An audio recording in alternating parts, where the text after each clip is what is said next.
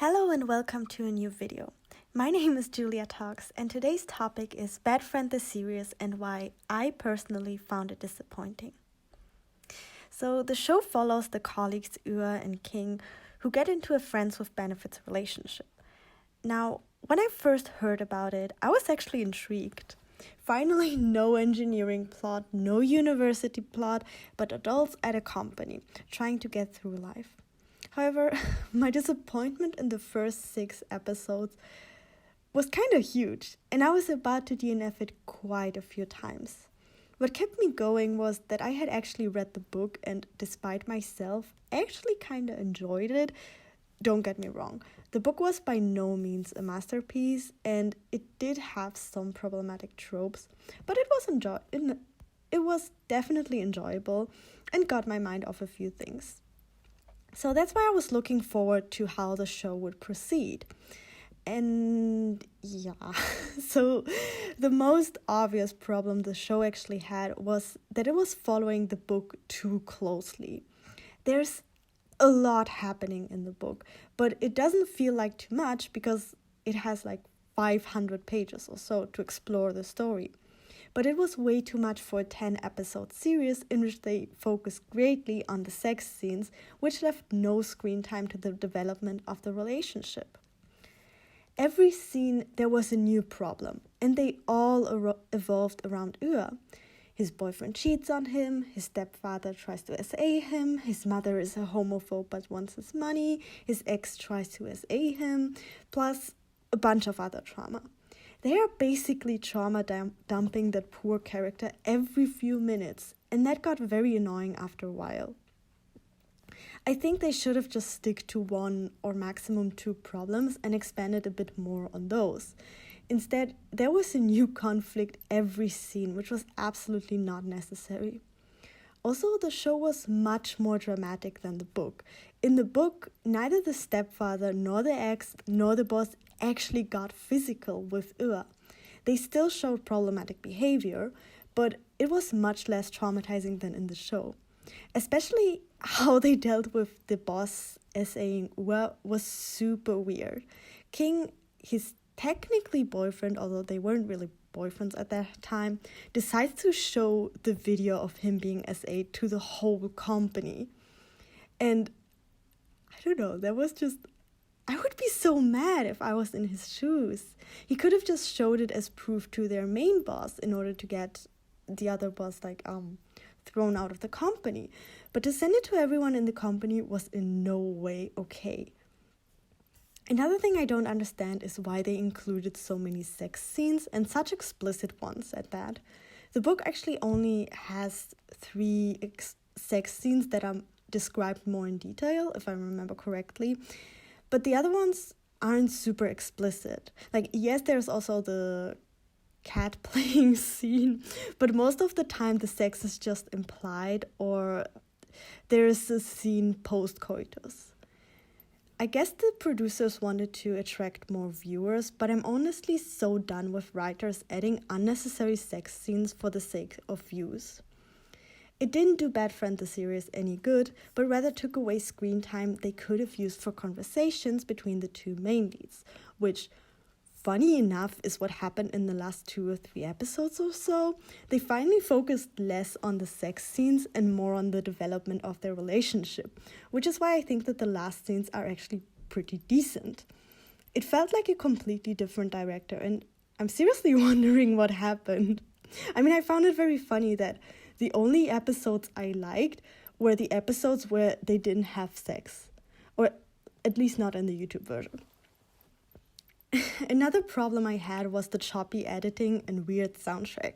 I haven't seen such bad editing in Thai BL in a while, and it made me very frustrated. So many times there was no transition whatsoever between scenes. One scene followed the next, but no explanation of what had happened or how one scene led to the next. It was very lazily edited, and paired with the mostly terrible acting, it was sometimes not very pleasant to watch. The soundtrack was pretty boring most of the time and did no good to the show either. The only time I actually enjoyed the way the soundtrack was done and the songs they included was again in the last episodes. Seriously, did they change the whole crew midway throughout filming the show? Why do the first 6 or 7 episodes feel so different from the rest? Like, does anyone have an explanation? But as much as I criticized the show, there were actually a few things I did like. One thing was how they dealt with Ura's depression. In the book, King just magically heals Ura's trauma, but in the show, we see him actually hitting rock bottom and slowly getting better with therapy and medication.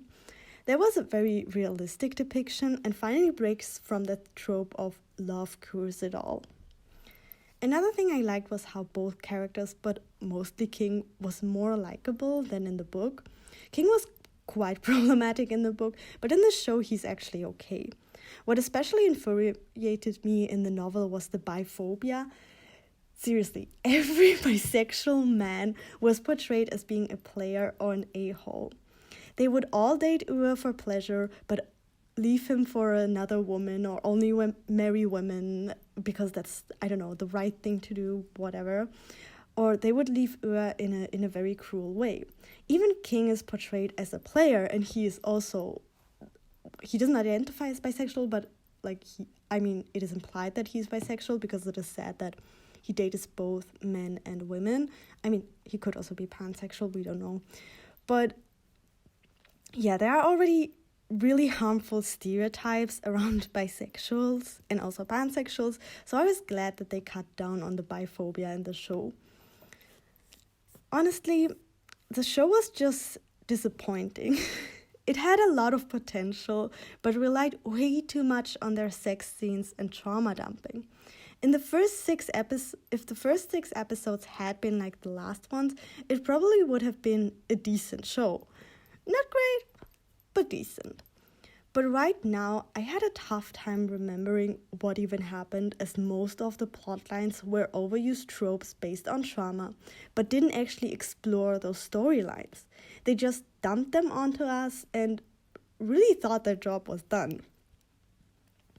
To be honest, Bad Friend the series was also at a tough spot, as I watched it, I think, directly after finishing My School President and Moonlight Chicken, so I was bound to be disappointed by something sooner or later. But yeah, this was my little review on Bad Friend the series. I know it wasn't much, but recently I've had a lot on my plate and didn't find the time to make proper videos.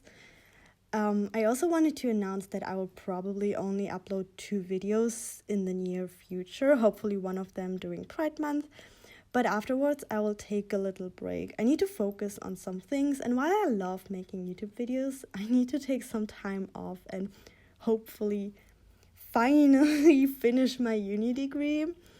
I will still try to check my channel every now and then, so feel free to comment all you want. I will answer your comments. It might just take me some time.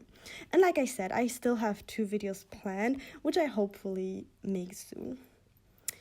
But yes, that's basically all I wanted to say for today. Leave your thoughts in the comments. Did you like the show? Did you not like the show? Do you agree with my opinion? Do you not agree? Well, thank you for watching, and yeah. Love you all.